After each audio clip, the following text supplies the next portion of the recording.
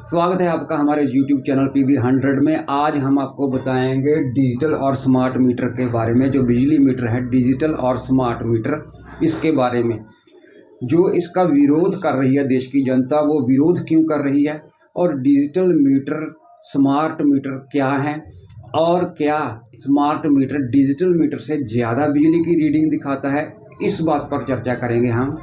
तो हम पहले आपको बता दें कि डिजिटल मीटर और स्मार्ट मीटर क्या है। तो पहले वाले जो मीटर हुआ करते थे ना, ये जो मीटर आप देख रहे हो, इसको एनालॉग मीटर कहा जाता था। इसमें गरारी घूमती थी और कई तो इसको थप्पड़ मार के बंद कर देते थे, और कई इसके ऊपर चुंबक रख देते थे, ये बंद हो जाता था, रीडिंग दिखाना बंद हो जाता था। और कई लोग इसको उल्टा कर दिया करते थे तो गरारी घूमना बंद हो जाती थी। ऐसे बिजली की चोरी होती थी। तो सरकार ने इसको बंद करने के लिए कि ये जो गरारी है ये घूमना बंद हो जाती है, तो रीडिंग नहीं दिखाई जाती, सही तरीके से नहीं आती, तो ऐसे बिजली की चोरी होती है। ऐसी चोरी को बंद करने के लिए सरकार ने गरारी वाला मीटर, जो एनालॉग मीटर है, उसको बंद करके डिजिटल मीटर लाए। डिजिटल मीटर कौन से थे? जो अब भी आपके ज़्यादातर घरों में लगे हुए हैं, जो अक्षरों में दिखाते हैं, जे वाले, जे जो देख रहे हो आप, जे डिजिटल मीटर है। इसमें ना गरारी घूमेगी, ना कोई इसको उल्टा करके इसकी रीडिंग बंद कर सकेगा, और ना ही किसी भी तरह से इसकी रीडिंग को, गरारी को रोका जा सकेगा। तो ये आपको रीडिंग सही दिखाएंगे। लेकिन फिर भी कई बार बिजली की चोरियां हो जाती थी कई तरीकों से। तो इसको बंद करने के लिए सरकार ने स्मार्ट मीटर लाने की स्कीम सोची। जो हमारे इंजीनियर थे, उन्होंने सोचा कि क्यों ना एक ऐसा मीटर लाया जाए, जैसे आप मोबाइल रिचार्ज करवाते हो, वो पहले ही कंपनी आपसे पैसे ले लेती हैं महीने के, ठीक है। जैसे डिश रिचार्ज करवाते हो, कंपनी आपसे पहले ही पैसे ले लेती हैं। तो क्यों ना ऐसा ही सिस्टम लागू किया जाए कि मीटर में सिम कार्ड होगा और बिजली के पैसे पहले से ही ले लिए जाएं, और जब पैसे ख़त्म हो जाएं और बिजली अपने आप बंद हो जाए। तो ऐसा करने के लिए फिर स्मार्ट मीटर लाए गए। ये जो आप देख रहे हो अपनी स्क्रीन पर, ये हैं स्मार्ट मीटर। इसमें सिम कार्ड डाला जाता है। वो तो जिस कंपनी से, एयरटेल से या जिस भी कंपनी से सरकार का समझौता होगा, उसी कंपनी का सिम कार्ड डाला जाएगा। लेकिन अभी ऐसा शुरू नहीं हुआ है। सरकार का लक्ष्य था कि 2025 तक 90% जब मीटर लग जाएंगे स्मार्ट मीटर, तब प्रीपेड वाली स्कीम चालू की जाएगी, शुरू की जाएगी। तो होता क्या है कि अब लोग कहते हैं कि जो स्मार्ट मीटर है वो डिजिटल मीटर से रीडिंग ज़्यादा दिखाता है। तो हमने स्मार्ट मीटर और डिजिटल मीटर की चेकिंग की। जितने मतलब बल्ब हो गया, पंखा हो गया, मोटर हो गई, वो चलाई हमने डिजिटल मीटर पर, और जितने समय में 1 यूनिट दिखाई उसने डिजिटल मीटर ने, उतने ही समय में स्मार्ट मीटर ने भी यूनिट दिखाई। तो जितने मिनट में उसने 10 यूनिट दिखाई डिजिटल मीटर ने, उतने ही समय में स्मार्ट मीटर ने भी उतनी ही रीडिंग दिखाई। तो ये साबित हो गया कि स्मार्ट मीटर जो है वो रीडिंग तो ज़्यादा नहीं दिखाता। तो ये बात जो है वो गलत साबित हो गई कि ज़्यादा रीडिंग नहीं दिखाता है जी।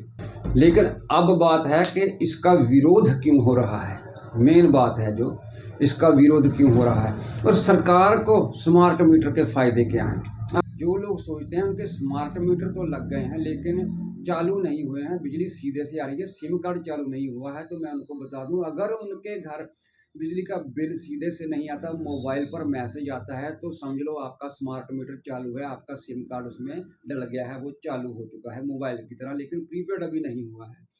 तो सरकार को इसके फायदे क्या है? जब स्मार्ट मीटर जो है ना, वो हर 15 से 20 मिनट का जो डेटा है, जहां उसको कंट्रोल करने वाला सॉफ्टवेयर है, उसमें वो फीड हो जाता है। पहला तो फायदा ये हुआ। अब दूसरा फायदा क्या है? पहला फायदा ये हुआ कि डाटा 15 से 20 मिनट का जो है वो कंप्यूटर में सेव हो जाता है, बिजली दफ्तर जहां उसको कंट्रोल किया जाता है, सॉफ्टवेयर जहां है उसका, वहां पर।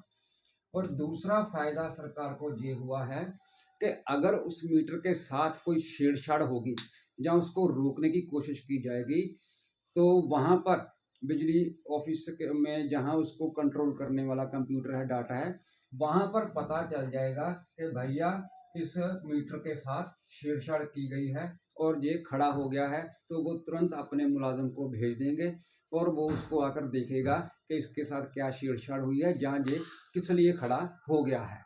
तो उसके अलावा तीसरा फायदा डिपार्टमेंट को ये हुआ है कि जो मुलाजिम हर महीने आपके घर आता था, आपका मीटर की रीडिंग लेने आता था, तो वो रीडिंग लेने वाला जो कार्यक्रम था वो अब बंद हो चुका है। तो ये सरकार को ये वाले 3 फायदे हुए हैं। एक तो ये कि इसका डाटा हर 15-20 मिनट बाद वहाँ फीड हो जाता है। दूसरा जो है कि इसके साथ छेड़छाड़ हो तो वो पता चल जाता है ऑफिस वालों को, डिपार्टमेंट को। और तीसरा ये है कि बिजली ऑफिस का जो मुलाजिम रीडिंग लेने आता था वो नहीं आता, आपको सीधा ही मोबाइल के मैसेज में आकर बता दिया जाता है कि आपका बिल इतना है। अब जनता इसका विरोध क्यों कर रही है? मेन बात यह है कि जनता इसका विरोध क्यों कर रही है। अरे भाई, जो गरीब मजदूर लोग हैं बेचारे, उनका भी तो कोई हक है कि वो 2-4 घंटे आराम की नींद सो सके। सारा दिन जब कोई इंसान थका हारा टूटा दिहाड़ी करके घर में आएगा, तो जब उसको आते ही पता चलेगा कि उसके स्मार्ट मीटर का तो रिचार्ज ही ख़त्म है और बिजली बिल्कुल गुल है, तो वो बेचारा कहाँ से खड़े पैर उसी वक्त कहाँ से वो रिचार्ज करवाने जाएगा। उसका भी तो हक है कि वो 4-5 घंटे आराम से पंखे के नीचे आराम की नींद ले ले।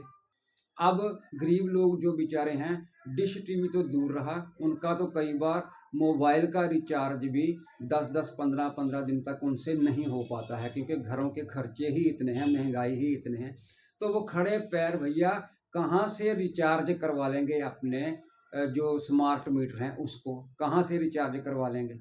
पहले क्या होता था, अगर ज़्यादा बिजली का बिल आ भी जाता था, ज़्यादा बिल आ जाता था, तो उसको बिजली डिपार्टमेंट के साथ मिलकर हम लोग बेचारे किस्तों में अदा करवा दिया करते थे कि एक किस्त इस जमा हो गई इस 5 दिन में, और अगले 10 दिन में आपको दूसरी किस्त मिल जाएगी, और अगले 5 दिन में आपको तीसरी किस्त मिल जाएगी।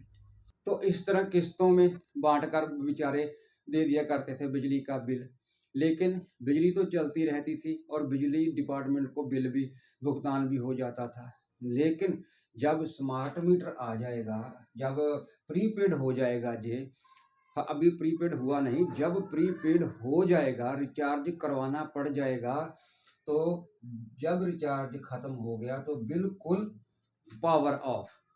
अब गरीब मजदूर बेचारा कहाँ से एकदम से, अब इस डिश की तरह तो है नहीं कि भैया 300 350 का 2 महीने का रिचार्ज होगा, जहाँ 150 का 300 का 1 महीने का रिचार्ज होगा। मोबाइल की तरह तो होगा नहीं, ठीक है ना। अब इसका होगा भी कैसे, 1500, 2000, 3000, 4000 ऐसे होगा रिचार्ज, है ना। तो वो बेचारा खड़े पैर इतने पैसे कहाँ से लाएगा भाई।